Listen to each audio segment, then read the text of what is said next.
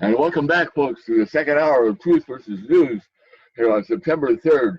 Truth versus News really looks like it might need to be truth versus official facts and acts that are colorable because of what's really happening. You know that Kennedy was shot by Oswald. Don't. That's a fact, you know. And anyway, we're dispelling official facts with truth here, and go for it, Jim. We're in the middle of some hot stuff. Thanks, Don.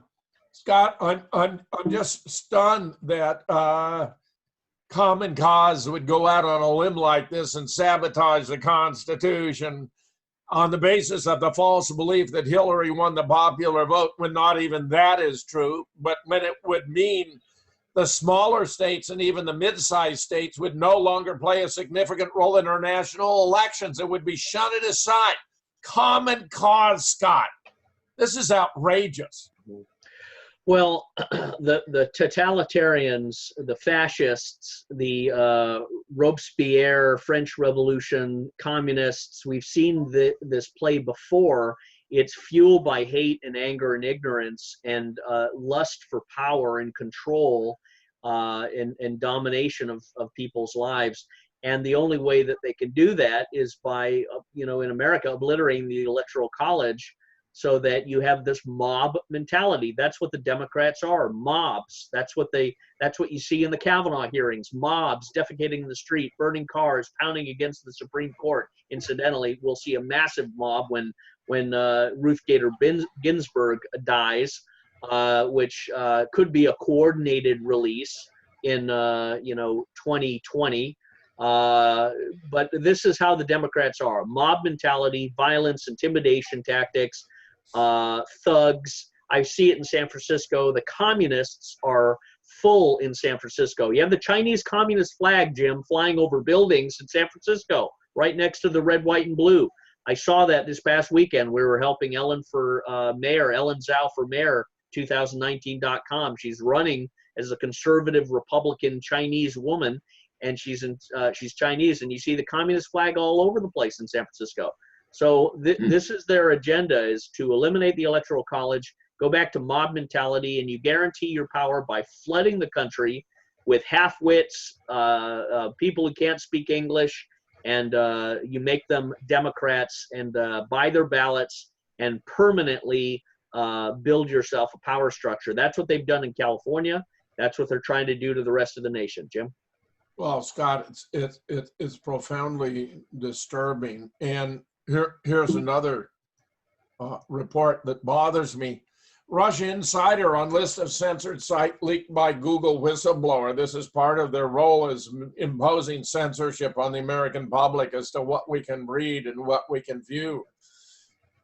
Project Veritas is starting to compete with WikiLeaks in terms of the amount of evil they're uncovering in our techno-surveillance state.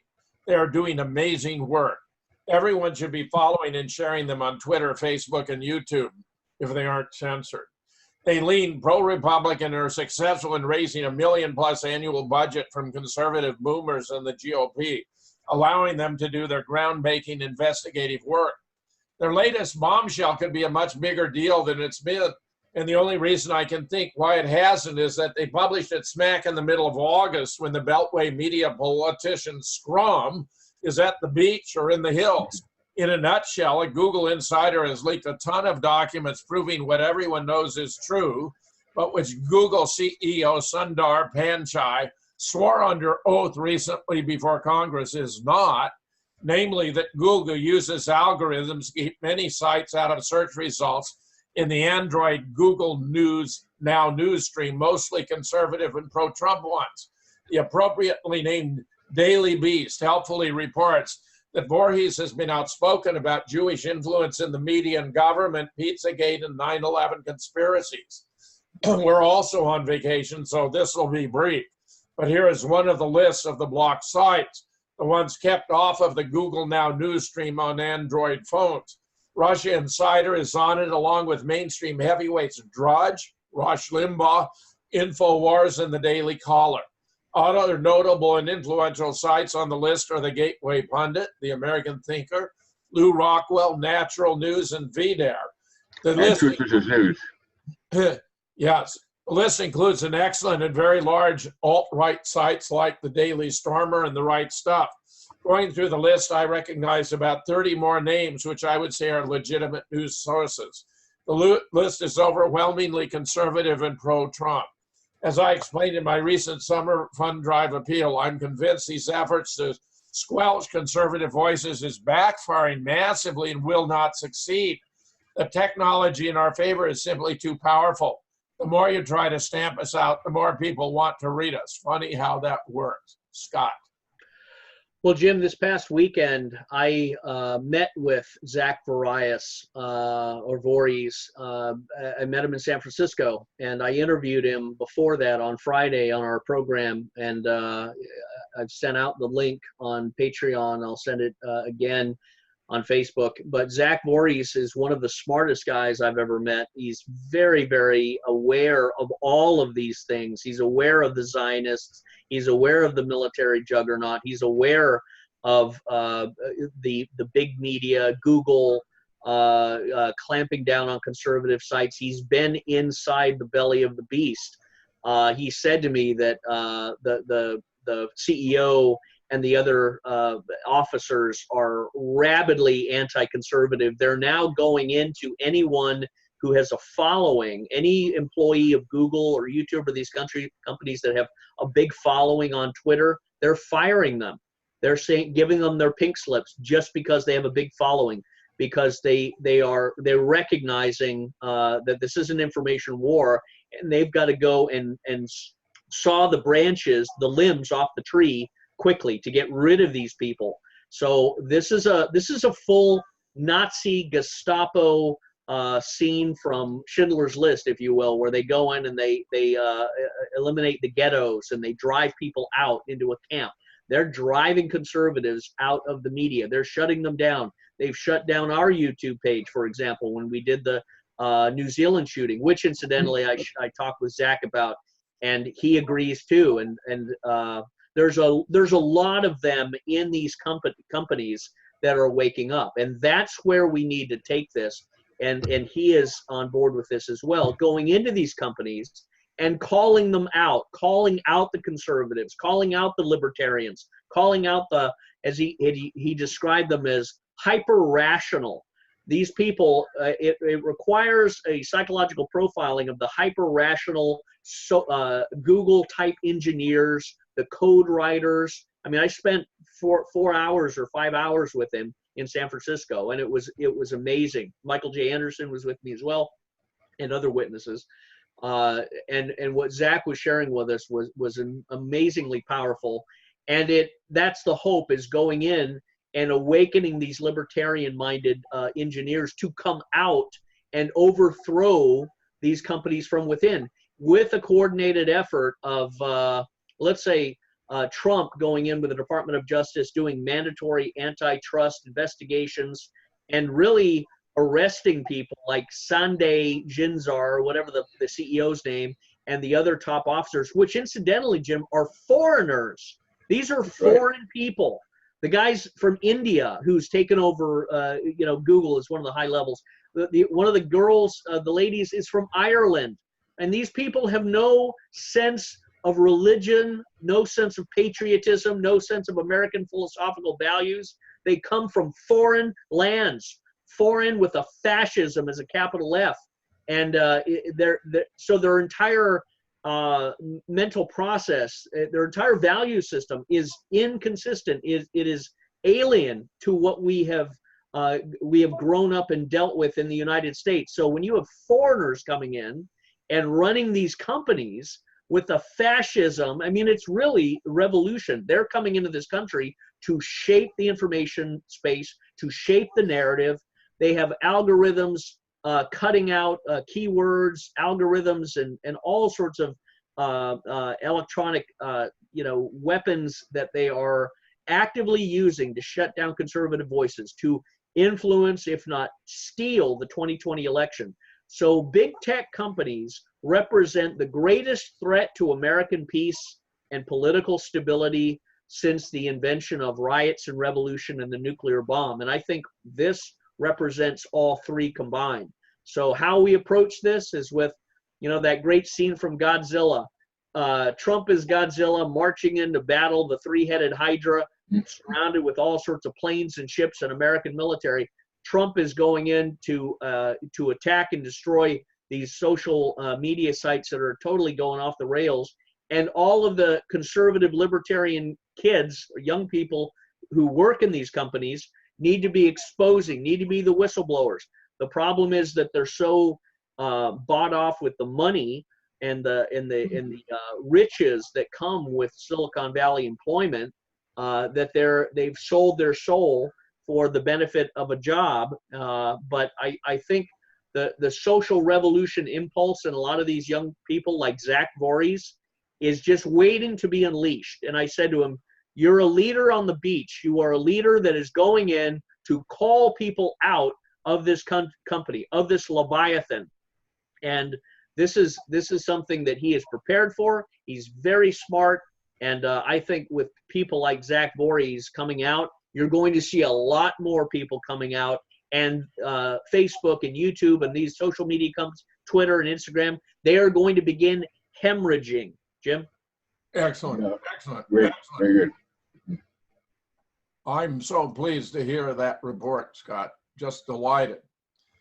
Meanwhile, the new face of fascism. 181 CEOs say profits and shareholders no longer their main concern. Now, if you interpret that as meaning they're going to act for the good of society, then the question becomes, what is their conception of the good of society? What would be good for society? In this case, Dr. Ewan from Fellowship of the Minds, a blog I highly recommend, seems to me have hit the nail right on the head.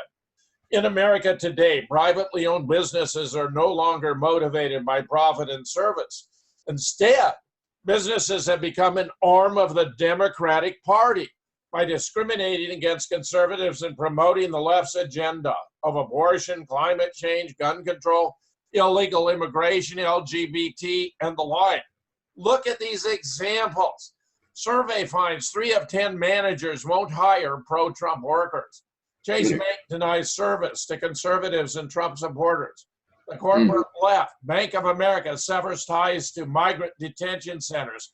GoFundMe raises money for abortion. CEO Ed Stack is okay with Dick's Sporting Goods' $150 million loss from its gun control stance. Walmart goes queer with a gay dating video ad. Nabisco's Chips Ahoy Cookies celebrates Mother's Day with drag queen. Wow. Recalled for unexpected solidified ingredient. I hesitate to guess. CBS rejects a patriotic ad for the 2019 Super Bowl. WordPress cancels Fellowship of the Minds Jetpack premium software.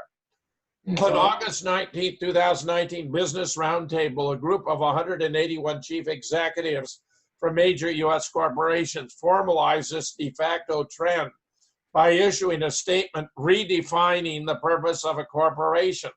The signatories included Mary Barra, CEO of General Motors, Jeff Bezos, CEO of Amazon.com and owner of the Washington Post, Tim Cook, the gay CEO of Apple, Jamie Dimon, CEO of Chase Morgan Chase and chairman of the Business Roundtable, Brian Moynihan, CEO of Bank of America, Dennis Muhlenberg, chairman, CEO of Boeing. CNBC's Maggie Fitzgerald reports that gone is the age-old notion that corporations function first and foremost to serve their shareholders and maximize profits. Rather, investing in employees, delivering value to customers, dealing ethically with suppliers, and supporting outside communities are now at the forefront of American business goals. Here's a Business Roundtable statement on purpose. Americans deserve an economy that allows each person to succeed through hard work and creativity and to lead a life of meaning and dignity. We believe the free market system is the best means of generating good jobs, a strong and sustainable economy, innovation, a healthy environment, and economic opportunity for all. Business plays a vital role in the economy by creating jobs, fostering innovation, and providing essential goods and services. Businesses make and sell consumer products, manufacture equipment and vehicles, support the national defense, grow and produce food, provide health care, generate and deliver energy, and offer financial communication and other services that underpin economic growth. While each of our individual companies serves its own corporate purpose, we share a fundamental commitment to all our stakeholders. We commit to delivering value to our customers. We will further the tradition of American companies leading the way in meeting or exceeding customer expectations, investing in our employees. This starts with compensating them fairly and providing important benefits. It also includes supporting them through training and education that helps develop new skills for a rapidly changing world. We foster diversity and inclusion, dignity and respect, dealing fairly and ethically with our suppliers. We're dedicated to serving as good partners to the other companies, large and small, that help us meet our mission, supporting the communities in which we work. We respect the people in our communities and protect the environment by embracing sustainable practices across our businesses, generating long-term value for shareholders who provide the capital that allows companies to invest, grow, and innovate. We are committed to transparency and effective engagement with shareholders. Each of our stakeholders is essential. We commit to deliver value to all of them for the future success of our companies, our communities, and our countries. As Dr. Ewan observes, in the policies and practices of Chase, Bank of America, and countless others, the new objectives driving these corporations, those of investing in employees and supporting outside communities, mean in practice support for the left's agenda as well as discriminatory policies against conservatives and Christians. I've just published a new blog by Joseph Stiglitz, Can We Trust CEOs? Shock Conversion to Corporate Benevolence, where I think Dr. Ewan has it right. They're going to be benevolent to the left, but hostile to the right. Now, in terms of transcending the traditional commitment to maximizing profits, I endorse that. But where, as Stiglitz observes, an apparent move by big business to maximize stakeholder value sounds too good to be true. Here's my editor's note. As I observed in our corporations inherently immoral, 9 October 2015, the modes of operation that tend to maximize profits include decreasing the cost of natural resources by, for example, exploiting the environment, converting public land to private use, and evading the expense of pollution cleanup or cost of environmental restoration, decreasing the cost of human labor by, for example, paying minimal wages, offering minimal benefits, health coverage, dental plans, and such, and opposing the organization or diminishing the influence of labor unions that engage in collective bargaining. So while transcending profit maximization is good, diverting resources to benefit the political agenda of one party over the other is clearly bad. Scott. Right. Well, I think what we're witnessing intuitively, we sense this is corporate religion, corporate humanism, and this is why it rhymes and merges very well with Democrats and the left and their belief systems of anarchy and rebellion and unnatural living and homosexuality and transgenderism and abortion and all of these human elevating selfish motives.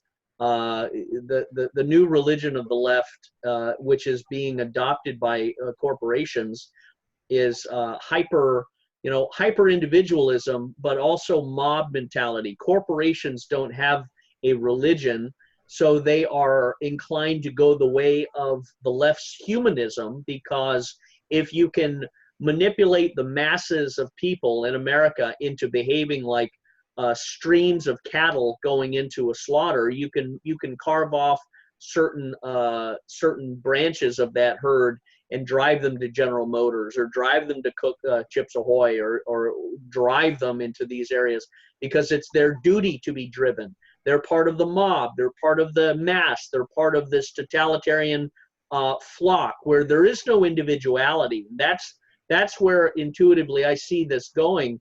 The Republicans, the conservatives, the Christians, the traditionally, spiritual, religious communities of people are always self-reliant, rugged self-independence, also combined with community and family and extended family and friends of family living.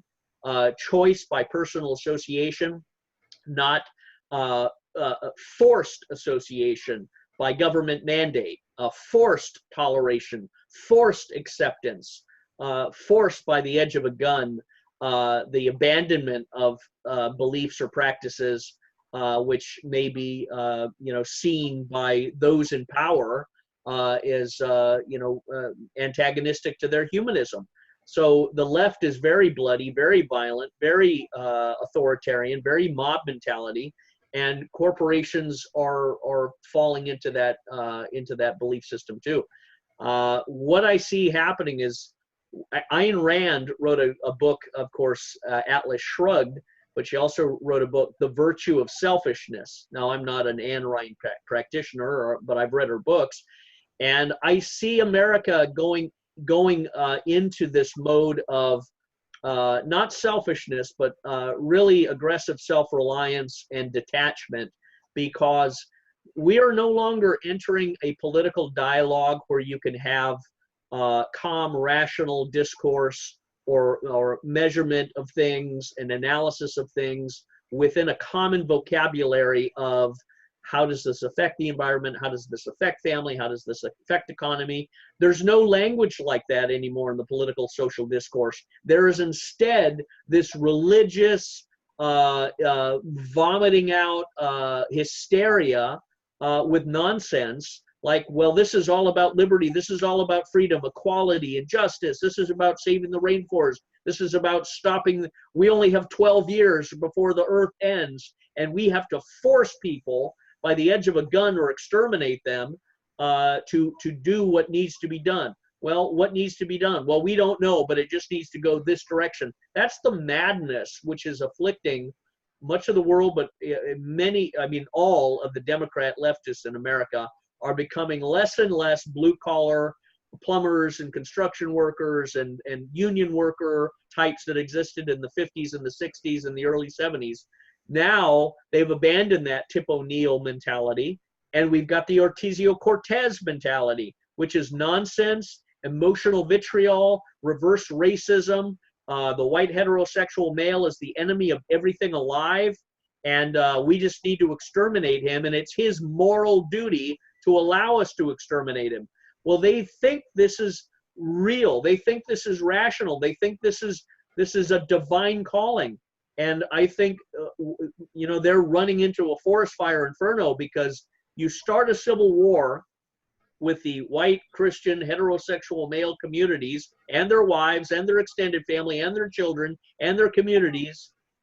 You've started a war with people that won't lose, people that don't lose, people that have it in their whole entire disposition, both genetically, temperamentally, DNA, and politically, socially, to fight back without surrender, retreat, or any tolerance. This is where we're going, is in a major flashback, and it's not a racial thing, because you see people on the black side and the Hispanics who are all for Trump, who are also behind a lot of his impulses. So this is a diverse separation. There are enormous amounts, sadly, I think, of Hispanics and blacks that are on the side of stupidity and voting, for these lunatic politicians and policies. But I think America is retracting. We are seeing big pockets of the society, I think, disconnecting from corporate America. And it could lead to, again, another civil war if they try and go the totalitarian way of Kamala Harris. Jim? I agree with all that. And the idea that Google is pruning employees because of their political beliefs is just outrageous. And your point, very nice, about foreigners being in these key executive positions in many American companies, that they lack the background of American values and American culture. That is a very threatening situation, because they exert so much influence upon society. And I reiterate, you got 100 million armed Americans who did not vote for Hillary Clinton. And I just say, if it comes down to it, these extreme left-wing fanatics are not going to be happy. You know, if they like feces all over the street, as in San Francisco, so be it. But I tell you, it's not going to be the blood of the American patriots that is awash there. It's shocking, Scott, that we're in a situation where we have to confront this grim prospective reality, but it could come to pass. Great show. Yeah, we're going downhill pretty fast here. Unbelievable. Meanwhile, martial law considered in Hong Kong to crush pro-democracy protests. We got a lot going on there. An ordinance granting the government sweeping powers, authorizing the entry and search of property, censoring the media, imposing maximum terms of life imprisonment. Riot police have deployed water cannons for the first time. Protesters are being hit with tear gas and rubber bullets. There's a war on free speech. There are clues that China's garrison rotation in Hong Kong is actually preparation for an invasion. Some call one-way troop movement a rotation. I tend to call them buildups or simply an invasion, writes Hyman Capital's Kyle Bass, while Chinese military officials and state media are claiming nothing to see here, as Fresh People's Liberation Army troops and armored vehicles have continued to pour into Hong Kong. The influx could mark the early phase of a looming major military crackdown. Chinese troops, these are wheeled armored vehicles, a variant or upgrade of another armored vehicle moving into Hong Kong, whether specifically designed for People's Armed Police, anti-rioting and internal security missions, precisely what one would expect if the mainland were preparing operation to crack down on Hong Kong Democrats. No mere ordinary or routine transport vehicles among the many pouring in. It's very disturbing, Scott. Let me just pause there to comment on Hong Kong first before we turn to Iran. Are you available, Scott? Don. Scott's here. Yeah. Scott. Well, I think Hong Kong is going the way of revolution and a civil war. I think this is quite explosive. It could either end, it could be the beginning of the end of America, or it could be the end of China, communist China specifically, because it is, in my mind, it's the Vietnam of the awakening of the Vietnam in China. And Vietnam, the country of Vietnam, the political entity, has a role to play in this. There's a tribal ethnic diversity and competition, of course, between China, Japan, China and Vietnam, China and the Philippines. China always sees itself as the great big star in the smaller Asiatic constellation. And there's a pride and there's a genetic, thing there. But this could be explosive because China has only one option. It cannot allow Hong Kong to exist in the current state that it is. It cannot allow them to be free. It cannot allow them to rebel like this, which means they are going to have to wage eventually a kinetic military police operation, round up these people and throw them in organ harvesting camps. That's of course what they do. China and the Communist Party grab people, Americans too, and capture them and put them in work camps or cut out their organs. With Falun Gong and Falun Dafa and the Shen Yun and the Epoch Times people have been reporting on that for quite a long time. I saw a lot of it when I was in Washington. So China is going to have to do a military operation to crush the Hong Kong rebellion. Now, if they do that and Trump does nothing and Trump allows it to happen, you've got them, dominating Hong Kong. The question is that going to arouse fear and revolution of the other parts of China, or is China going to crush all rebellion and essentially expand its power and resurrect and redefine itself as able to contain these things? Or is Trump and the CIA and the military going to fight a guerrilla war, create a firecracker uprising, as in throwing packs of firecrackers all over China, whether the Uyghur Chinese Muslim community starts to stand up, whether the Tibet entity starts to stand up, and then Vietnam and Korea and Japan. All of these simultaneous firecrackers are the way to explode China from within. It has to be a grassroots indigenous sort of uprising. It can't be seen as white colonial British Americans stepping into a peculiar Asiatic discussion, an Asiatic relationship, a China, in relation with its Hong Kong type people. So how America is going to react is very, very key. There is potential damage too, because the question is, if Trump goes into a military, confrontation, is he going to lose a boat? Is he going to lose, American men getting killed? Are you going to have a flash war with China? It could be a very quick one, but it could be devastating for the United States. It could be devastating for President Trump if he goes in and is seen as a warmongering, president to battle China for what? How many what are Americans over there going to be dying for China about? Dying against Hong Kong? That's the one thing people couldn't understand that. I don't think they take it. So, China is in a very good and powerful position politically and militarily, but at the same time, it can't be allowed to do this. It has to be exploded from within to eventually roll it back, and the objective being the removal of the Chinese Communist regime with a more, conservative, non-communist one. Jim? Yeah, good commentary, Scott. Mm-hmm. Excellent. Meanwhile, we have Israeli drones targeting Iranian guided missile technology in Beirut, or so we are told. Some bizarre developments and claims coming out of the weekend's twin drone bombing of Hezbollah offices in South Beirut. First, a dubious Reuters story, two sources close to Hezbollah, that the Shia paramilitary group is preparing a calculated strike against Israel in response to the drone attack. The claim sources said the reaction is being arranged in a way that wouldn't lead to a war that neither Hezbollah nor Israel wants. But it's very clear that Bibi Netanyahu is being deliberately provocative to strengthen his prospects for re-election as PM.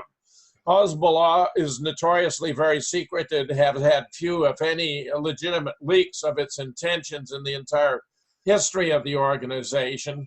Meanwhile, another interesting development involves an explosive UK Times story alleging the Israelis were looking to destroy a vital Hezbollah missile component in the operation. A suspected drone attack on a Hezbollah site was targeted, believed to contain machinery to mix high-grade propellant for precision-guided missiles, the Time has learned. It cites unnamed Western intelligence sources to say that it actually stored high-end industrial planetary mixer considered an essential component in high-grade precision missile propellant. Some analysts pointed out photographs which appeared to show crates catching fire. It's also dubious such vital and secretive technology would be stored so brazenly out in the open. Israel has a history of justifying any and all of its missile strikes, whether in Lebanon or Syria, by saying it was halting Iranian or Hezbollah rockets. With a potential war on the horizon and Israel making threats harkening back to the lead up to the 2006 war to retaliate for any Hezbollah counterattack, on the whole, a Lebanese state, every fresh claim should first be scrutinized as propaganda. Meanwhile, Iran's space launch ends in explosion, satellite photographs reveal.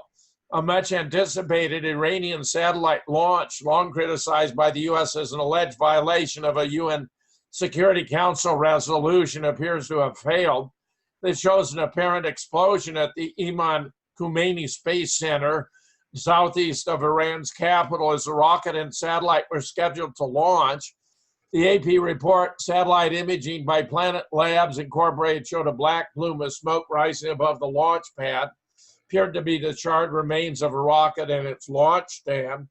I suggest this can be done by, satellite-mounted lasers, which I believe the U.S. has used to take out North Korean missiles on the launch pad. But I believe Israel also has them, so it could have been either U.S. or Israeli. Meanwhile, Iran's Zaref warns the EU of her nuclear commitments. It's meaningless continue unilateral commitments to the deal if we don't enjoy the benefits promised by the deal's European partners. Perfectly reasonable observations, it seems to me. Meanwhile, Trump's troop statement delays U.S. Taliban deal. Negotiations between the U.S. and the Taliban on finalizing a peace deal have been slowed down after President Trump said Washington is not rushing to pull out American forces. Trump, who's been pushing for a diplomatic settlement to America's now longest war in Afghanistan, said at a press conference the last day of the G summit that we're not in a rush to get out of Afghanistan. I personally don't think the agreement would be finalized today, said a former Taliban commander. Trump's argument there will be a powerful intelligence present and no timetable can be evaluated as a challenge to previous talks. Meanwhile, Russian Su-35 jets allegedly forced Israeli warplanes to abandon a second attack in Syria, a very welcome development. The Israeli Air Force carried out a powerful attack over the southwestern region of Syria last Saturday. The attack resulted in the destruction of an alleged Hezbollah compound that was located in the Aqraba region of the Damascus Governorate. And finally, we have Scott reporting on Hezbollah claiming it's targeting Israeli military vehicles with the crews killed and injured. I worry that Bibi may get what he wants from this provocation, that we may actually have an outbreak of war with Hezbollah in Lebanon. Scott, your thoughts? Yeah. Well, they did this in 2006, and it was a flash war. And the analysis so far is that Israel couldn't engage in a similar action. It would have a worse effect. It would lose. And I think Israel with Netanyahu, he's doing this for political posturing. Let's never forget that Netanyahu is facing 3 indictments for bribery, corruption, and a few other things related to the misuse of funds and things like that. He should also be indicted as a war criminal and a war starter. He lied about the Iraqi intelligence by saying that Saddam Hussein had weapons of mass destruction. The American Congress lied, of course, too, but Netanyahu was the one who came over here. Netanyahu is the one that constantly holds up these fancy little posters imploring and demanding the world go to war with Iran and every other nation that Israel and Netanyahu and the Zionists seems to be pointing towards. So Netanyahu is engaging this theater for political safety to protect his own political career, so he can say, we're now at war, so you better keep me as your prime minister because I'm the only one that'll keep you safe. I think if the Israelis threw out Netanyahu, you would have an instant calm in the surrounding countries, throughout the Likud party, throughout the forced expansion settler type policies. I think you would have Syria and Turkey, and Russia would lead the way on this to saying, okay, with the warmongering, war agenda thrown out of Israel's government, Russia is going to settle the Middle East peace conflict. Russia is going to bring Iran to the table, Iraq to the table, Jordan to the table, Syria to the table, Lebanon to the table, Turkey to the table, even Saudi Arabia, because it would be shamed. Either you want to be significant or you're going to prove you're insignificant. But Russia is the only country that could solidify all of the people that come to make a peaceful settlement. And I think that would be the result of removing Netanyahu, because nobody wants to have this endless war and fighting. The giving of the Golan Heights that Trump did to Israel and the moving of the embassy, again, all of that is like theater, kabuki theater. Now, Trump has earned the right to tell Netanyahu, hey, I've given you all sorts of stuff. I'm not giving you any more. I've got to make a deal and get some political points myself with Russia and Iran. But Netanyahu, of course, doesn't care about Trump. He's caring about his own career and his own advancement. He's a pathological liar. But it's fascinating to see this development. I don't think this would bode well for Israel or Netanyahu at all. And I don't think Trump is stupid or blind enough to engage militarily the American military into any Israeli situation. I don't think the American people are going to back an Israeli-U.S. alliance based on this mythological shared values, which everybody knows does not exist. It's pure propaganda. but they're not going to engage in a World War I scenario, which Israel wants. It wants to go and bomb Iranian sites and declare war. It wants to provoke the Iranians and the Syrians and everyone else to do a counterstrike, so that it can try and lure the Americans into this greater conflict. But I think the comedy of it all is that Russia is emerging as the real adult in the room when it comes to Middle East politics. And it's sad, but also amazing that America has lost all of its credibility, all of its reputation, all of its historical even-handedness, that it was at least perceived in popular culture that America was an even-handed Reaganite entity that really just wanted truth, justice, and the American way, that wanted to keep peace and stability in the world. That was in the 1980s under Ronald Reagan. I remember it growing up. And what we've become now with this mercenary, corporate, pirateering regime change in Venezuela, regime change in Iran, regime change in Iraq and Syria and Afghanistan, all of this stuff that was started in 9/11, September 11, 2001, has redefined us to the picture of Dorian Gray, what we thought was a beautiful image of the face of America. We're seeing the reflection of this grotesque monstrosity of how the world really sees us. And I think people getting out of America and traveling the world, they would see that, they would hear that from people all around the world that are saying to us, do you realize what you have done to the world? Russia didn't do this, Britain didn't do this, France didn't do this, Germany didn't do this. They all played a part as the eunuch drones that they are. But it was the United States under George Bush, under Dick Cheney, under Barack Obama, and now under Trump that is continuing this avalanche that needs to be stopped if we want to have anything of a country left. Jim?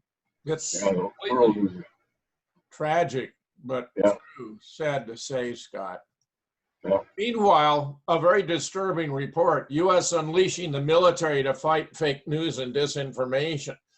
Fake news and social media posts are such a threat to U.S. security that the Defense Department is launching a project to repel large-scale automated disinformation attacks as the top Republican in Congress blocks efforts to protect the integrity of elections, clearly coming from a left-wing site. The Defense Advanced Research Projects Agency wants custom software that can unearth fakes hidden among more than 500,000 stories, photos, videos, and audio clips. If successful, the system, after 4 years of trials, may expand to detect malicious intent and prevent viral fake news from polarizing society. How do they know which news is fake and which is not? They know what is approved by the administration and what is not. They know what they like and what they don't. They don't know the truth, the difference between the true and the false. The risk factor is social media being abused and used to influence the election, said a Syracuse University assistant professor in a telephone interview. It's really interesting. DARPA is trying to create these detection systems, but good luck is what I say. It won't be anywhere near perfect until there's legislative oversight. What to manage exactly what we're allowed to say and print. False news stories and so-called deep fakes are increasingly sophisticated and making it more difficult for data-driven software to spot. AI imagery has advanced in recent years, now used by Hollywood, the fashion industry, and facial recognition systems. Researchers have shown that these generative adversarial networks, or GANs, can be used to create fake videos. Meanwhile, stunningly, if you want to deal with fake news, bill before the Senate to give 80,000 Jewish Holocaust survivors in America free elder care. A group of U.S. senators who just happen to be Jewish introduced bipartisan legislation that will prioritize health care and nutritional services for Holocaust survivors. The bill, the Trauma-Informed Modernization of Elder Care for Holocaust Survivors Act, or TIME for Holocaust Survivors Act, increases the chances that survivors could age in their own homes. The bill, introduced by Senator Ben Carson, Kevin Kramer, and Jackie Rosen, incorporates several provisions into the Older Americans Act to ensure that Holocaust survivors had care and services tailored to their needs. Holocaust survivors came to the United States seeking refuge from unimaginable horrors. They have lived their lives here and enriched our nation. with an average age of 85, we have an obligation to provide Holocaust survivors the community support and special services they need to live out their final days. There are about 80,000 Holocaust survivors living in the United States, with 1/3 of them living at or below the poverty line. Aging Holocaust survivors have needs similar to other older Americans, but institutionalized settings with confined spaces or restrictions on food can induce panic, anxiety, and re-traumatization due to their Holocaust experiences, the bill notes. The group would include Holocaust survivors as a designated group with the greatest social need within the Older Americans Act, promote technical assistance and training for nonprofits that serve older Americans experiencing the long effects of trauma, and ensure that the providers of nutrition services through the Older Americans Act can meet the special dietary needs of Holocaust survivors, kosher food, when there is sufficient demand in the community. You read that right. Apparently forcing old Jews to live in nursing homes like the rest of Americans re-traumatizes them and brings back unpleasant memories of living in concentration camps. So to avoid this trauma, American taxpayers will now foot the bill to keep them in their own homes by providing expensive in-home private nursing care around the clock. This is yet another example of Jewish exceptionalism, otherwise known as white privilege. I don't call it white privilege, I call it Jewish privilege. It's completely absurd, given we know that the story about the Holocaust is a myth. It's a mass illusion. We know that there were 236 reports of 6 million Jews living in dire straits or fear of loss of their lives in the international media beginning in 1890 before the Nuremberg tribunals. We know that the International Committee of the Red Cross kept copious records about the age, the sex, the ethnicity, the religion, and the cause of death of all of the concentration camp survivors, and in 1993 recalibrated their totals, which have produced 296,081 having died from all causes combined, none of whom died from being put to death in gas chambers. And here, did you know, there was a UK soccer team at Auschwitz? I mean, the situation is completely absurd, total propaganda. I find this insulting beyond belief. And while Amazon has banned the book, yet the second edition of it, I suppose we didn't go to the Moon book either, which has the best collection of essays to introduce you to the realities of World War II you'll find published anywhere in the world. Scott. Yeah, I think that's a very good book for people to get, Jim. I think they would be educated very well about the realities of the Holocaust, or the theater, I should say, and the special effects and the media propaganda machine that has churned it out, and all of these other grand deceptions. And the bill that you're describing, that these Holocaust survivors or whatever, I mean, this is ludicrous and absurd, but it's something that, of course, needs to be opposed, because we can't survive the sort of blatant graft, Jim. God, it's just embarrassingly bad, insulting, rubbing our nose in it. Yep. Meanwhile, I use the phrase deliberately, never forget what really happened on 9/11, who was responsible and why. This blog originally appeared on 12 September 2017 on the title, What Really Happened? America Nuked on 9/11. I've added 2 videos, 9/11, who is responsible and why, and Christopher Berlin exposing Alex Jones as a 9/11 Zionist gatekeeper. Another, never forget. Pilots for 9/11 Truth confirmed Flight 175 impossibilities and other anomalies. This blog was originally published 22 July 2018 under the title Pilots for 9/11 Truth, a Missing Memorandum, and addresses the impossible portrayal of the 9/11 aircraft in New York City, which many find difficult to understand. Again, never forget. On C-SPAN, Richard Gage leaves 9/11 Truth in the time warp. As we approach the 18th observance of 9/11, I'm republishing several blogs that make important points every American needs to understand. This was originally published 28 September 2015 under the title on C-SPAN, Richard Gage leaves 9/11 Truth in the Time Warp. C2, Gordon Duff, breathtaking, solving nuclear 9/11, the Palmer Report. The material here is overwhelming, hours of lectures, dozens of detailed slides, not an easy read, but another piece of irrevocable proof regarding 9/11 and the use of nuclear weapons, worth much more than just scamming or flipping through. Flyers accusing Jews of being behind 9/11 have appeared in the San Francisco area. This is rather fascinating. Can it be disinformation when it appears to be true? The flyers discovered last weekend in Novato, a city of 52,000 in the North Bay Area, were plastered on telephone pole storefronts, high school campuses. They said Israelis were seen dancing not on the site, but across the river. Jewish Israeli man made billions. Benjamin Netanyahu, Bezi attack. All of this is true.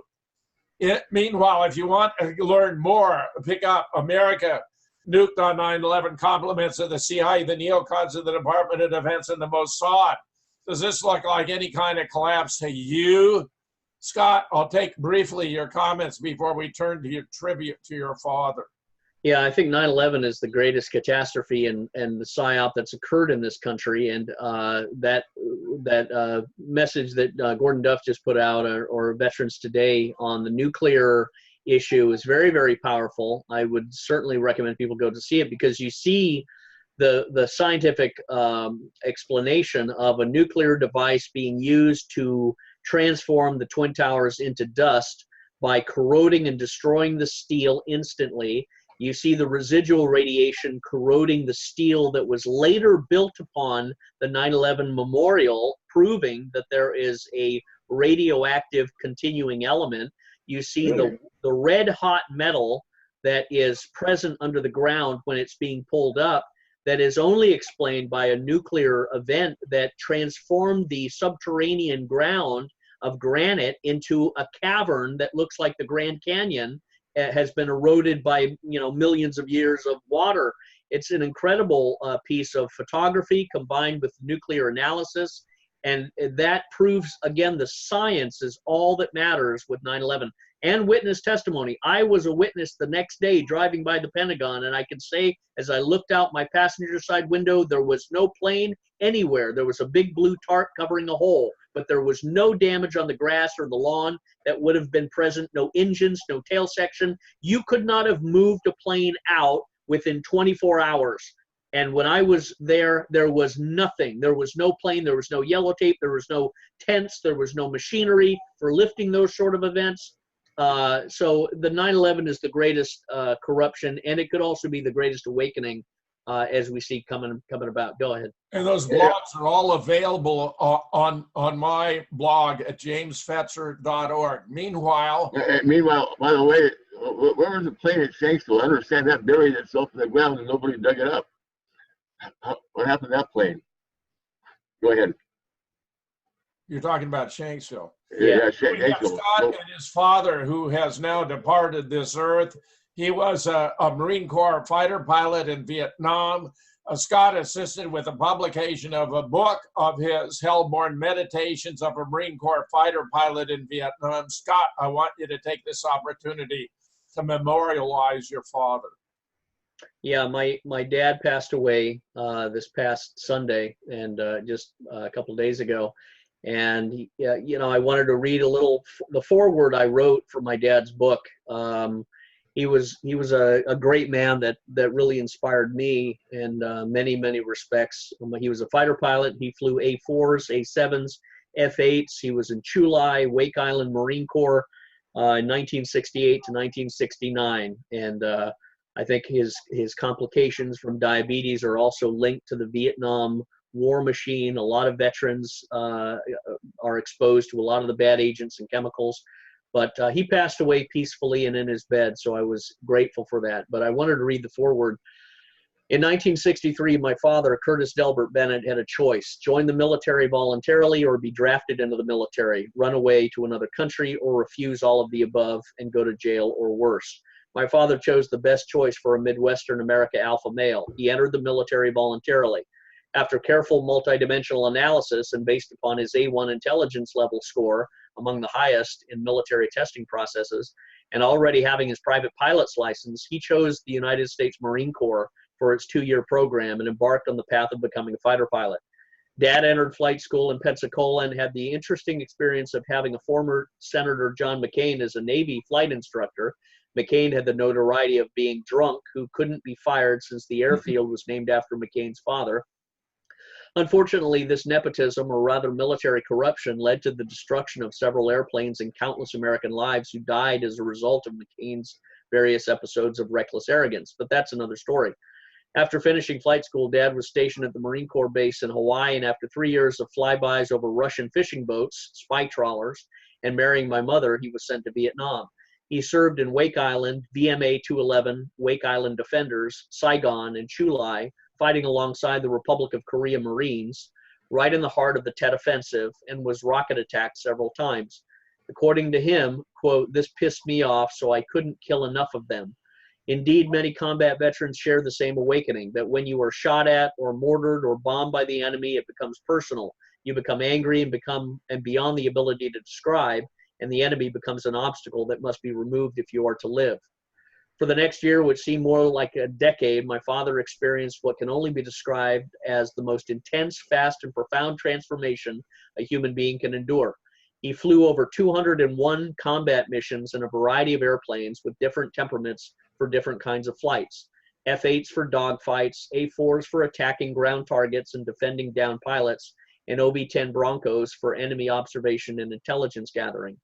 This book is the collection of writings my father made during the war, every experience of near death, the witness of the deaths of others, the analysis of the political, social, economic, and religious dimensions of war, and the hypocrisy, betrayal, and failure of politicians and military officers who fight it, not for the salvation of America, but for the advancement of their careers through body counts. This book is about the experience of fighting, flying, and surviving. It is for those who have flown and for those who have never flown, for those who have fought and for those who have never fought. I will take you inside the mind and imagination of a pilot from inside the cockpit and on the exploding ground. It leads the reader on a journey that takes them inside the cockpit for insight, thought processes, emotions, and perspectives, which makes it different, which gets to the truth and the essence of what it feels like to be there, both the good and bad things happening. This book is affectionately dedicated to my father, for whom I am eternally grateful for both the gift of life and for giving me my genetic disposition as a writer and a fighter and a patriot. I love you, Dad. Scott, let me say, just as you are proud of him, I have no doubt he was equally proud of you. You are a magnificent human being and a great contribution to truth and justice, and we are very proud ourselves of joining these programs with you, my friend. Thank you, Jim. Would you like a final word here before we depart today, Don? Oh boy, what can I say?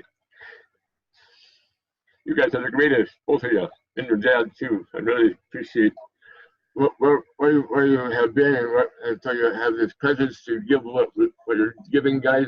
This is the greatest. You can't get this anywhere else. This is Truth versus News for September 3rd. And I will say that Gorge was saying that official facts are against the news these days. But really, you can't get anything better than this show anywhere in the world, I don't think. So share it, and we love you guys. I'm going to just say thank you. I'm sorry, Thank you. but you're excellent. Amen. God bless.